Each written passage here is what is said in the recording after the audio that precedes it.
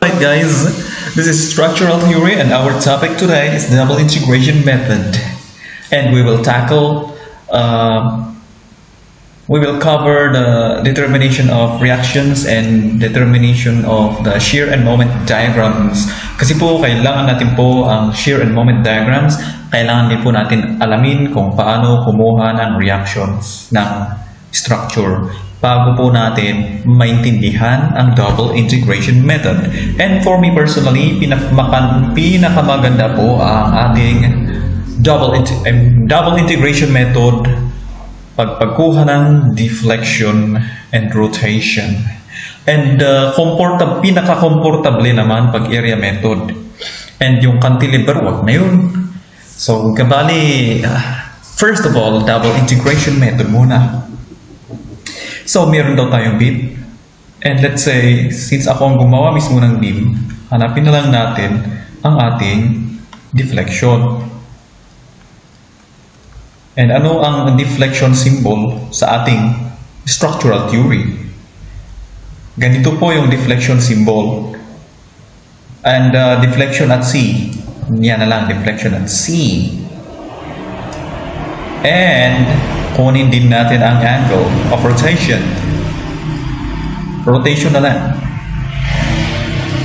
Rotation at A. So, rotation at A. Oh, yan. Okay? Okay, ngayon, kunin muna natin ang reactions. Okay? How do you solve the reactions? Di ba meron tayong pababang loads na dalawa? Hindi yung nagbubuhat sa kanila, AA. So, saan magre-rest ang 10 kN and 5 kN per meter sa A and B? So, lagyan natin sila ng dalawang malalaking arrow.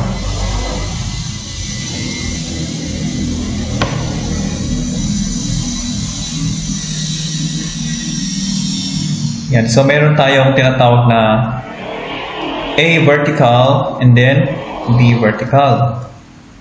And syempre, since hinge ito, meron po dapat siyang ating AH horizontal. Pero, automatic zero po yan. Kasi wala tayong horizontal force acting on the beam. And dito naman sa ruler, wala din po siyang horizontal force. Kasi po, wheels yan. Roller yan, nagro-roll po yan pag may lateral force. Ibig sabihin, hindi siya nakaka-resist ng horizontal. Ngayon, okay, kunin na natin ang reactions. Palitan ko lang ang kulay ng ink. Let's say our kulay of ink is red. So, summation forces summation moment muna. Kung summation forces, dalawa ang unknowns, hindi po natin matatapos yan. So, moment na lang agad at point A. Tapos, clockwise rotation, positive, equals 0. So, paano yung gumalaw? So, at point A, magro-rotate lahat ng forces at point A. Si AB, since nasa point A na siya, hindi siya magro-rotate. Kaya hindi siya masasama. So, unahin muna natin si BB. So, dapat ang rotation nandito. Ito, counterclockwise to. Dapat positive. Dapat ganun yung pag-rotate nila para positive. So, unahin ko muna si 10 kN. So, siya ay 10 kN. And ano ang distance niya from point A? Perpendicularly. Perpendicular. So, ang distance niya, perpendicular distance niya ay 5. Kasi 2 plus 3 is 5. Ganun lang kadali. Okay, so yung BV naman, syempre kasi counterclockwise ang rotation niya around this point. Pag perpendicular ang kinoconsider natin,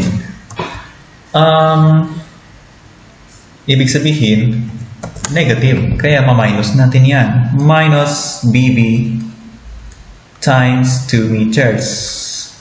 Yan. And then, wala nang natitirang load except si 5 kN per meter pala. Pero si 5 kN per meter, kunin muna natin ang kanyang resultant force.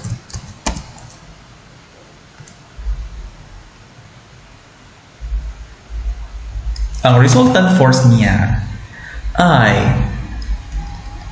5 kN per meter. Multiply ko siya sa 2 meters para mag-cancel yung M.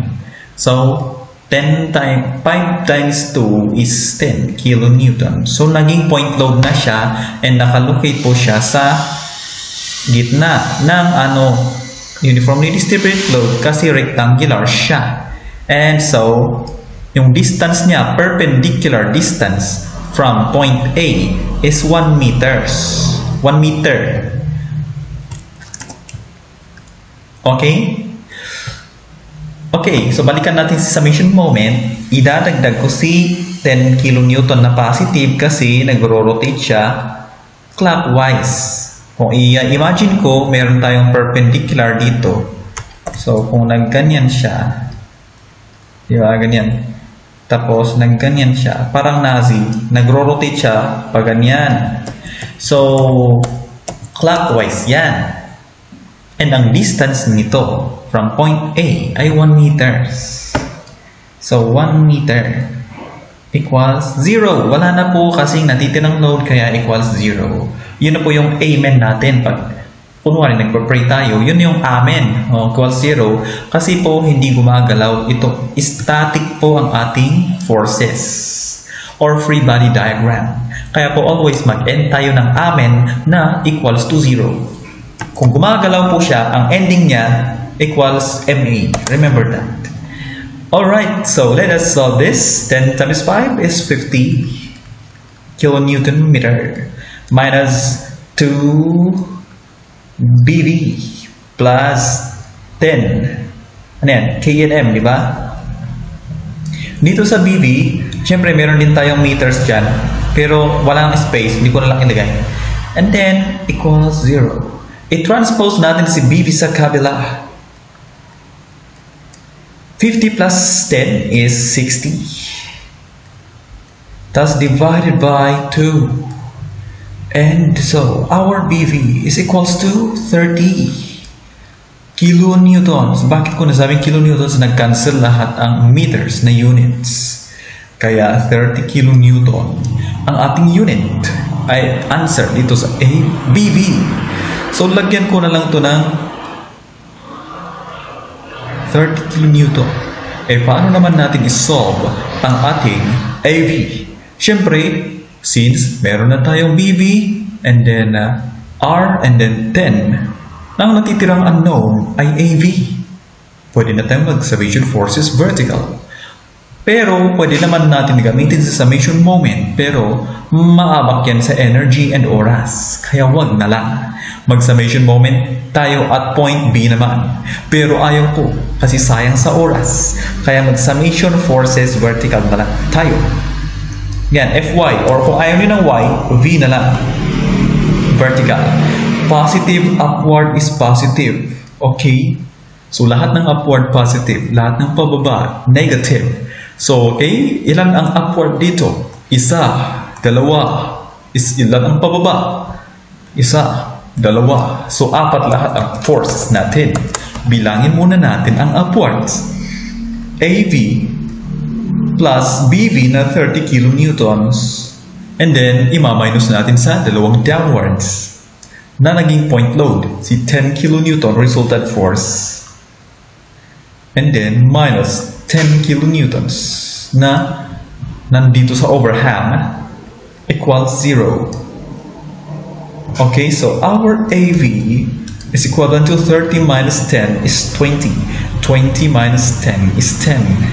That means this is, kung 10 positive 10 dito sa kabila, tapos kung tinranspose mo dito, maging negative 10. Ibig sabihin, ano ang ibig sabihin ng negative 10? Hindi pala siya upward force, kundi pababa dapat. Kasi hinihila pala ni 10 kilonewton.